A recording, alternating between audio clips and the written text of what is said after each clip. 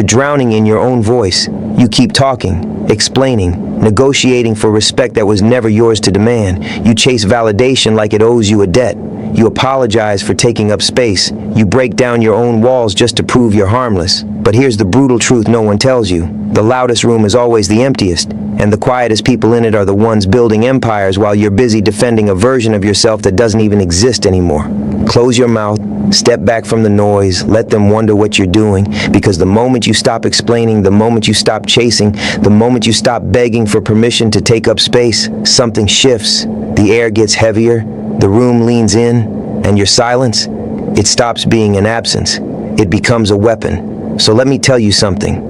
I've watched you pour your soul into conversations that drained you before you even walked in. You've typed paragraphs you knew wouldn't be read. You've re-explained your boundaries until they sounded like apologies. You've shown up fully hoping they'd finally see you, only to realize you were handing out free passes to your own peace. You see the pattern. You keep over-giving because you think love is a transaction. You keep over-explaining because you think clarity is a shield. You keep chasing because you think proximity equals proof. But it doesn't. Proximity just gives you a front row seat to your own erosion. Think about that. You're trading your dignity for the illusion of being understood. You're bargaining with ghosts. Every time you defend a decision to someone who hasn't earned your context, you fracture your own foundation. You teach people that your boundaries are negotiable. You train them to test your limits because you keep offering refunds on your own standards. The psychological toll isn't abstract. It's visceral. It's the tight chest at 2 in the morning. It's the exhaustion that sleep can't fix. It's the slow realization that you've been pouring water into a cracked cup and calling it devotion. You weren't failing. You were just using the wrong currency. Validation is cheap. Respect is earned. And you can't earn respect when you're constantly handing out pieces of your soul like coupons. I'll say it again. You don't need their permission to outgrow them. You don't need their comprehension to keep moving. You don't need their applause to know you're building something real. The fear of being misunderstood is a cage, and the key isn't louder words, it's a locked door. You've spent years trying to translate your pain into language people were too distracted to hear. You thought if you just explained it better, if you just showed more effort, if you just stayed longer, they'd finally get it. But here's the thing, some people aren't meant to get it. Some people are mirrors, not windows. They reflect your desperation back at you until you forget what you were chasing in the first place. Remember this, over-explaining isn't communication, it's surrender in disguise. Chasing isn't pursuit, it's panic wearing ambition's clothes. Begging isn't humility, it's exhaustion wearing loyalty. You've been fighting a war on 3 fronts when all you needed was a single fortress. The cost isn't just time, it's identity. It's the slow dilution of your own voice until you don't even recognize the sound of your own convictions. You start doubting your instincts because you've outsourced your certainty to strangers. You start shrinking your goals because you've made yourself small enough to fit inside other people's expectations. And the cruelest part? The people who demand your explanations are the least equipped to handle them. They don't want context. They want compliance. Not only that, but you've been ignoring the quiet evidence of your own strength. You survived the nights you thought would break you. You carried weight no one saw. You kept showing up when no one clapped. You built calluses where people said you'd bleed. That's not weakness, that's dormant power. But you keep trying to prove it instead of using it. You keep asking for a map when you're already walking the path. So let me break it down for you. The chase ends when you realize you were running toward your own shadow. The begging ends when you stop treating your worth like a discount item. The explaining ends when you accept that not everyone deserves access to your operating system. You don't owe them your blueprint. You don't owe them your process. You don't owe them your peace. Your job isn't to make yourself understandable. Your job is to make yourself undeniable. The point is this. Every conversation where you shrink yourself to keep the peace costs you momentum you'll never get back. Every apology you hand out for having standards trains people to lower them. Every time you justify your ambition, you dilute your own conviction. You're leaking power, and power doesn't flow back into you just because you talk about it. It accumulates in the spaces where you refuse to leak, where you stop performing, where you stop negotiating your worth, where you let the silence do the heavy lifting. You think silence is empty. It's not. It's loaded. It's the sound of a mind recalibrating. It's the friction of a person choosing depth over noise. It's the moment you stop broadcasting and start building building. Think about the people who operate at your level. They don't announce their moves. They don't justify their rest. They don't defend their pace. They execute. They let the results speak in a language that requires no translation. And that's the difference. You've been trying to win arguments. They're trying to win seasons. You've been chasing closure. They're chasing compounding. You've been begging for a seat. They're buying the table. So ask yourself, what are you trading for cheap clarity? What are you sacrificing for temporary peace? What are you explaining to people who haven't earned your truth? The answer is in the fatigue. The answer is in the hesitation. The answer is in the quiet resentment you've been swallowing. Your silence becomes your superpower. Now, let's dissect the mechanics. Silence isn't withdrawal. It's calibration. It's not hiding. It's hoarding your energy for the exact moment it matters. You've been taught that speaking up is strength, but speaking at the wrong time, to the wrong ears, with the wrong tone, isn't strength. It's surrender disguised as honesty. Strategic silence is the architecture of control. And control doesn't come from volume, it comes from precision. Listen, you don't master this by accident. You master it by applying 3 non-negotiable rules. Rule 1, withhold validation until execution speaks. People want your approval of their mediocrity. They want your nod on their half-finished dreams. They want you to say they're right before they've even started the work. Deny it, not out of malice, out of discipline. Let them sit in the uncertainty. Let them feel the weight of their own inertia. When you stop handing out free praise, you create a vacuum, and vacuums pull people toward action. They either step up or step back. Both outcomes work for you. Rule 2, let your absence do the negotiating. You don't need to argue your boundaries. You enforce them by removal. When someone tests your time, you don't explain why it's valuable. You withdraw it. When someone disrespects your energy, you don't debate their perspective. You step out of the room. Absence isn't passive. It's the loudest form of consequence. Rule 3, speak only when your words compound. If your sentence won't change the trajectory, shorten your mouth. If your explanation won't alter the outcome, swallow it. You're not a courtroom. You're a launch pad. Every word should either move you forward or anchor you in place. Everything else is just noise leaking from your discipline. Here's what most people don't understand. Silence is a pressure system. When you stop reacting, you start dictating. When you stop justifying, you start commanding. When you stop oversharing, you start accumulating leverage. I'll tell you a story about a man who learned this the hard way. He spent years defending his vision to a room that only cared about his compliance. He broke down his strategy, his timeline, his setbacks. He gave them every piece of the puzzle. And what did they do? They used it to predict his failures. They used his transparency to calculate his limits. They weaponized his honesty.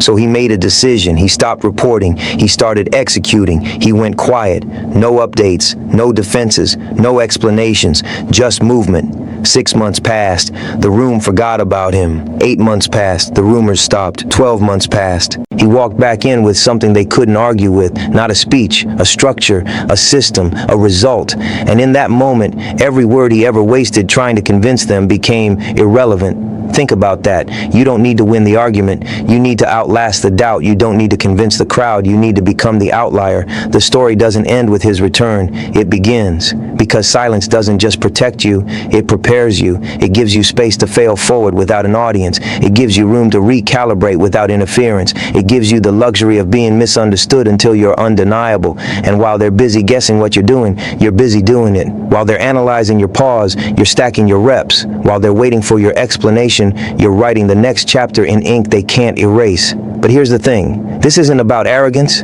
it's about allocation. Your attention is a finite resource. Every conversation you engage in drains the reserve you need for your craft. Every explanation you offer pulls focus from your purpose. Every time you chase approval, you mortgage your momentum. Strategic silence isn't coldness, it's conservation. It's the deliberate decision to stop funding distractions.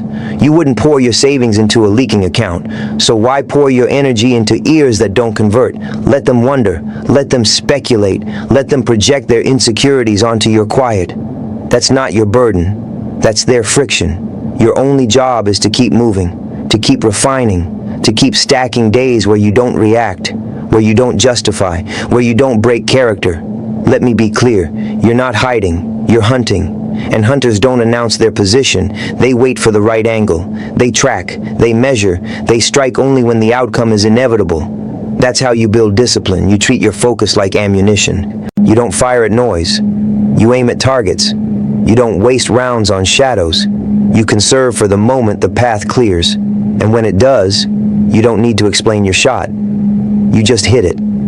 The sound of the impact does the talking. You see, the people who master this aren't emotionless. They're exacting. They feel everything, but they don't broadcast it. They process it in the dark. They turn frustration into fuel. They turn doubt into data. They turn rejection into redirection. That's the alchemy of silence. It doesn't suppress your fire. It directs it. It doesn't mute your voice. It sharpens it. You don't lose yourself in the quiet. You find the version of you that doesn't need to be validated to move. The version that trusts its own compass. The version that knows the only opinion that matters is the one you carry forward into tomorrow's work. The point is this: discipline isn't born in the spotlight, it's forged in the unseen hours. It's built in the moments where no one's watching, where no one's clapping, where no one's even asking what you're doing, and that's where your silence becomes your architecture. It's where you lay the foundation brick by brick, day by day, without defending your pace to people running a different race. You don't need to announce your commitment. You need to live it. You don't need to explain your sacrifice. You need to honor it. You don't need to chase recognition. You need to become it. Your silence becomes your superpower. Remember this: momentum doesn't care about your excuses. It only responds to your output. You've spent enough time waiting for the perfect moment, for the right conditions, for the external validation to finally align with your internal conviction. But the truth is brutal. The perfect moment doesn't exist. Only the consistent one. Only the one you show up to when it's inconvenient. Only the one you keep when it's hard. Only the one you repeat when no one's tracking your streak. That's where discipline separates the dreamers from the architects. Let me be clear about identity. You don't fix yourself. You become yourself. Every silent day is a vote. Every unbothered rep is a declaration. Every time you refuse to react, you're not suppressing emotion. You're upgrading operating systems. You're shifting from reactive to directive, from scattered to sovereign, from seeking permission to claiming territory. This isn't a personality change. It's a structural overhaul. You stop building your self-worth on external metrics. You stop tying your value to their feedback. You anchor it in your own consistency, in your own follow-through, in your own refusal to quit when the noise gets loud. Think about the weight of a decade, 10 years of showing up quietly, 10 years of falling forward without broadcasting the bruises, 10 years of taking risks while everyone else debates safety. What happens to that person? They don't just succeed, they become irreversible. They compound. They build a gravity that pulls opportunities, resources, and alliances into their orbit. Not because they chase them, because they became the kind of person worth aligning with. That's the mathematics of unbothered execution. Input equals output. Silence equals accumulation. Discipline equals compound interest. You don't need viral moments. You need daily deposits. You don't need a crowd cheering. You need a calendar marked. You don't need to explain the grind. You just need to keep grinding until the results outpace the rumors. Now, let's talk about mortality. Not as fear, as fuel. You will run out of time. You will. The days will blur. The seasons will accelerate.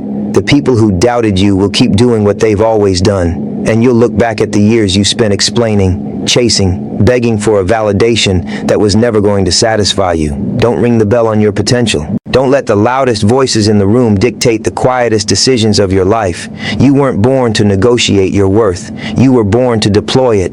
Every hour you spend over-explaining is an hour you steal from your future self. Every moment you spend chasing approval is a moment you sacrifice on the altar of someone else's comfort. Wake up to that. Wake up hungry for your own time. Treat your hours like sacred currency. Spend them on execution. Invest them in craft. Pour them into the vision that keeps you awake at night, not the one that sounds good in conversation, the one that demands your life. I'll say it again. The darkest moment isn't failure, it's compliance. It's the day you trade your ambition for temporary peace. It's the moment you convince yourself that being liked is more important than being effective. It's the quiet surrender of your own standards to keep the room comfortable. Don't do it. Stand your ground. Let them call you difficult. Let them call you distant. Let them call you changed. Because you are. You're not losing yourself. You're shedding the versions that couldn't carry the weight of your destiny. You're stepping into the skin of someone who doesn't need applause to keep walking. Someone who treats discipline like devotion. Someone who understands that sacrifice isn't punishment. It's the price of elevation. You see, consistency is the silent multiplier. One day of focus changes nothing. 10 days change your habits. 30 days change your trajectory. 365 days change your life. You don't need to announce the process, you just need to protect it. You don't need to defend your pace, you just need to maintain it. You don't need to justify your rest, you just need to earn it through relentless output. This is how impossible turns possible, not through a speech, through repetition, through showing up when motivation dies, through working when inspiration is empty, through trusting the system when the results aren't visible yet. Faith isn't blind belief, it's action in the dark. It's the courage to keep building when the blueprint hasn't fully revealed itself. It's the gratitude you carry for the struggle, because you know it's forging the strength you'll need tomorrow. Here's what most people don't understand. Unbothered execution isn't about ignoring the pain. It's about not letting it dictate your direction. You feel it, you acknowledge it, you process it, then you get back up. You don't dramatize it. You don't monetize it for sympathy. You don't turn it into a reason to quit. You turn it into fuel. You fall forward. You take the lesson. You adjust the angle. You strike again. That's the difference between surviving and evolving. Survivors talk about the storm. Evolvers learn to sail in it. You're not here to weather the noise. You're here to use it, to let the doubt sharpen your focus, to let the rejection clarify your path, to let the silence do the heavy lifting while you keep your hands on the wheel. The point is this: work isn't a phase, it's a posture. It's how you hold yourself when no one's watching. It's how you treat the craft when the audience isn't present. It's how you honor your purpose when the applause has faded. You don't dream big to sound impressive. You dream big to outpace your own excuses. You don't set goals to feel productive. You set goals to force growth. You don't chase purpose to fill a void. You chase it because it's the only thing that makes the sacrifice worthwhile. And when you finally stop explaining it, when you finally stop chasing approval, when you finally stop begging for permission, you realize something profound. The silence wasn't empty, it was full of your focus, full of your discipline, full of the exact energy you needed to cross the finish line. Your silence becomes your superpower. Now, listen. The room is going to test you. The noise is going to rise. The doubts are going to scream. Let them. You've spent too long shrinking your vision to fit their frame, too long diluting your conviction to keep the peace, too long explaining your fire to people who only understand smoke. No more. You don't need their map. You are the territory. You don't need their validation. You carry your own gravity. You don't need to announce the shift. You become it. Step into the quiet, guard your focus, treat your time like ammunition, execute like the deadline is tomorrow. Let your absence be your answer. Let your results be your voice. Let your discipline be your doctrine. The world doesn't need more noise, it needs more proof. Be the proof. Build in the dark. Rise without warning. Strike with precision. And when they finally ask what changed, don't explain it. Show them. Your silence becomes your superpower. Close your mouth. Open your hands. Build in the quiet.